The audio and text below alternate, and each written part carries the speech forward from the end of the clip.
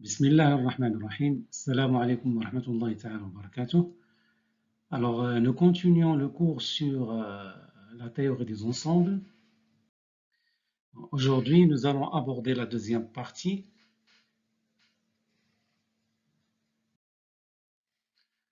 Les opérations sur les ensembles. L'inclusion.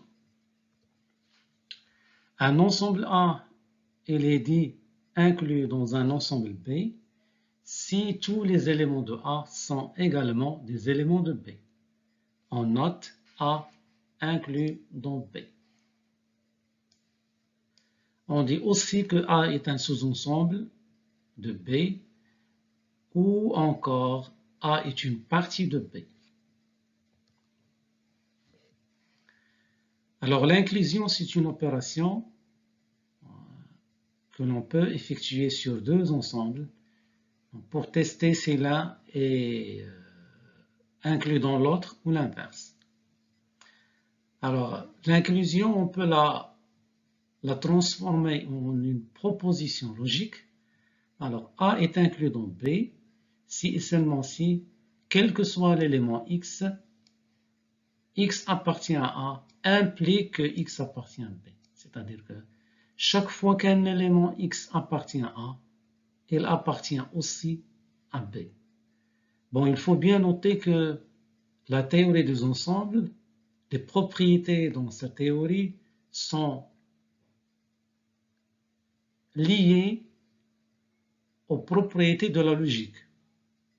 C'est-à-dire, vous allez voir qu'il y a une relation entre l'inclusion et l'implication, une relation entre l'intersection et l'opérateur logique et une relation entre la réunion et l'opérateur logique ou, etc. On va voir ça dans les vidéos qui vont suivre. Exemple, bon, si je prends l'ensemble M, l'ensemble des entiers naturels, 0, 1, 2, etc. Alors, N, il est inclus dans Z, dans l'ensemble des entiers relatifs. Dans Z, il y a les entiers positifs et les entiers négatifs. Dans la même chose, l'intervalle 0, 1, l'intervalle fermé côté 0 et ouvert côté 1, il est inclus dans R. La même chose que l'ensemble des nombres rationnels, c'est-à-dire qui s'écrit sous la forme A sur B, avec A, B sont premiers entre eux, il est inclus dans R. On peut représenter graphiquement l'inclusion de deux ensembles par un diagramme qui s'appelle le diagramme de Venn. Diagramme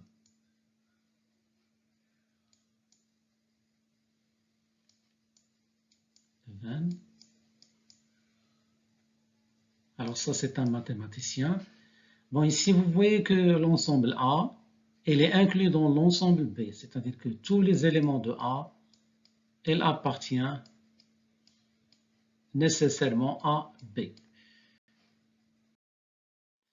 Alors, la négation de l'inclusion.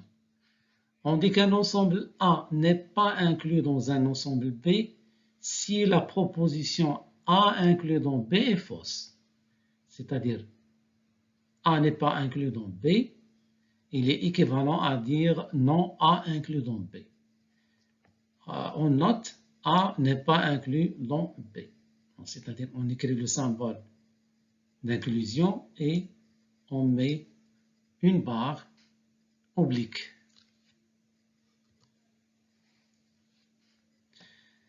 Alors, nous avons la relation, la loi logique suivante.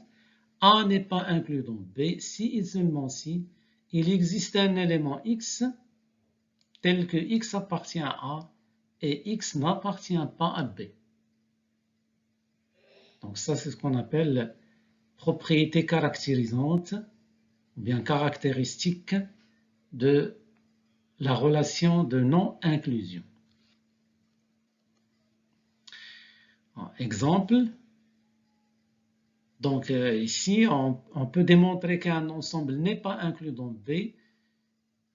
Voilà, comme application de cette proposition, comment par exemple on peut démontrer que A n'est pas inclus dans B? Il suffit de trouver un élément X qui appartient à A et qui n'appartient pas à B. C'est-à-dire on va chercher un X qui appartient à A et on va démontrer que X n'appartient à B.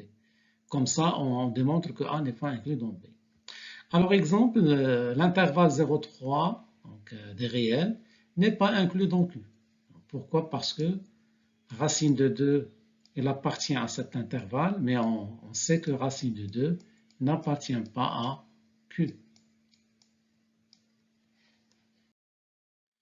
Alors, deux ensembles A et B tels que A n'est pas inclus dans B. Bon, si on trace le diagramme de Venn, bon, si A et B sont des ensembles finis, on peut tracer le diagramme de Venn. Donc, on va trouver que A n'est pas inclus dans B à cause d'un élément X qui appartient à A et qui n'appartient pas à B.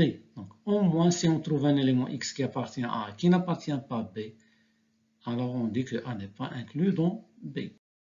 Bon, je vais donner 4 propriétés très importantes de l'inclusion. Bon, ce sont des propriétés triviales, mais quand même, on va les démontrer. L'ensemble vide est inclus dans tout ensemble, c'est-à-dire que quel que soit l'ensemble A, l'ensemble vide il est inclus dans A.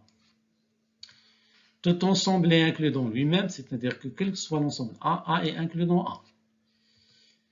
Si A et B, quel que soit A, quel que soit B, quel que soit C des ensembles, alors si A est inclus dans B et si B est inclus dans C, alors A est inclus dans C.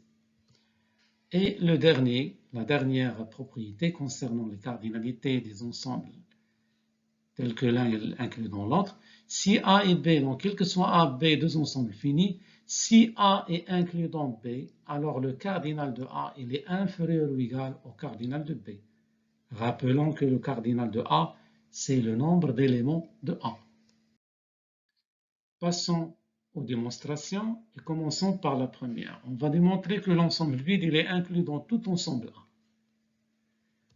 Donc, si cela n'est pas vrai, c'est-à-dire si cette propriété n'est pas vraie, alors logiquement, ça va exister un élément A qui vérifie l'ensemble A n'est pas inclus dans A. L'ensemble vide n'est pas inclus dans A.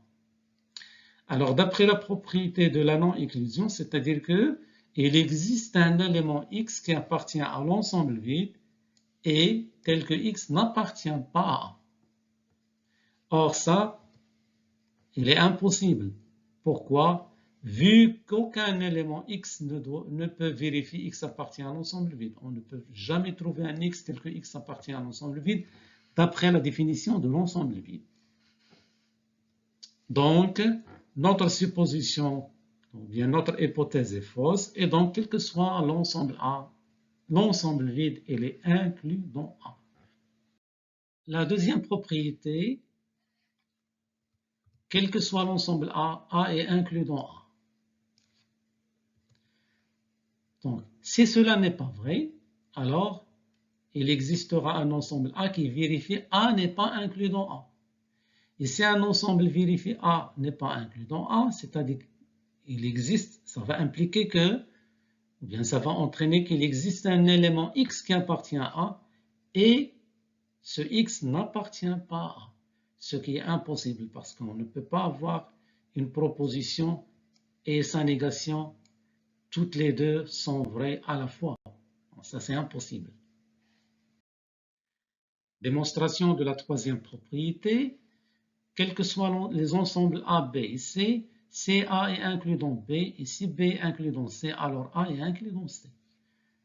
Donc, on va démontrer on va supposer que A est inclus dans B, B est inclus dans C, on va montrer que A est inclus dans C. Soit alors X un élément de A. Comme A il est inclus dans B, alors X il appartient à B.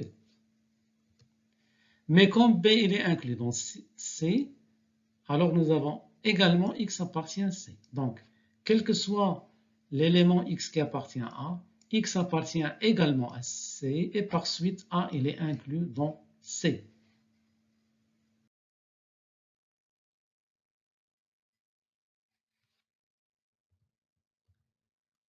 Alors, on démontre la dernière propriété. Quels que soient les ensembles A, B finis, si A est inclus dans B, alors le cardinal de A est inférieur ou égal au cardinal de B. Bon, on va faire une démonstration par récurrence sur n, avec n, c'est le cardinal de A, la base. Alors, soit A et B deux ensembles, tel que A il est inclus dans B, et tel que le cardinal de A égale à n égale à 0. Alors, on doit démontrer, voilà, que le cardinal de B il est supérieur ou égal au cardinal de A, c'est-à-dire est supérieur ou égal au cardinal de 0. Et cette relation, elle est toujours vraie. Elle est vraie pour tout ensemble fini. Donc, la propriété elle est vraie pour n égale à 0. On passe à la récurrence. Donc, soit n un entier supérieur ou égal à 0, et on va supposer que si A et B sont deux ensembles tels que A est inclus dans B, et le cardinal de A égale à n, alors n elle est inférieur ou égal à cardinal de B. Donc, ça, c'est l'hypothèse de récurrence. Maintenant, on va le démontrer pour n plus 1. C'est-à-dire, soit A et B, deux ensembles tels que A est inclus dans B, et tels que le cardinal de A égale à n plus 1. Alors, on va montrer que n plus 1 il est inférieur ou égal à cardinal de B. Démonstration. Alors, nous avons le cardinal de A égale à n plus 1. C'est-à-dire que A, c'est un ensemble A' de cardinal n, union un élément, un singleton x0, tel que x0 n'appartient pas à A', et le cardinal de A' égale à n. Alors, comme A il est inclus dans B et A' il est inclus dans A, alors A' il est inclus dans B. Et comme le cardinal de A' égale à n, donc nous avons n égale à n est inférieur ou égal à cardinal de B d'après l'hypothèse de récurrence. Alors maintenant, on va entrer le x0 en jeu. Bon, tout d'abord, on va associer à chaque élément, c'est-à-dire on va lier chaque élément A qui appartient à A' avec l'élément B qui lui est égal dans B, c'est-à-dire tel que A égale à B, car A' il est inclus dans B. Donc pour tout A appartient à A', il existe un seul élément B appartient à B tel que A égale à B. Et on va numéroter ces associations, ces liaisons. Alors normalement, si on fait le compte, on va obtenir n associations distinctes, chacune représentant un élément propre de B. Et cet élément, il appartient aussi à A'. Mais on peut également associer le x0 à l'élément B appartient à B tel que x0 appartient à B. Pourquoi? Parce que nous avons dit que A il est inclus dans B et A il est égal à A' union X, donc le singleton x0, il est aussi inclus dans B. Et nous obtiendrons alors une association de plus. Pourquoi? Parce que le x0 il est différent de tous les éléments qui appartiennent à A'. Donc l'association de x0 avec un élément de B, elle est différente à toutes les n associations qu'on a comptées. Et par conséquent, le cardinal de B, il est au moins égal à n plus 1. Et nous avons donc démontré la propriété pour n plus 1. Bon, remarque, la réciproque de la dernière propriété est fausse. C'est-à-dire que si A et B sont finis, si le cardinal de A est inférieur ou égal à cardinal de B, ça n'implique pas que A est inclus dans B. Voici un contre-exemple. C'est évident. Je prends A égale à 2, 3 et je prends B égale à 5, 7, 11. Bon, nous avons le cardinal de A, c'est 2, et le cardinal de B, c'est 3. Donc le cardinal de A, il est inférieur ou égal au cardinal de B. Mais on n'a pas A inclus dans B. C'est tout à fait différent. Tous les éléments de A sont différents de tous les éléments de B.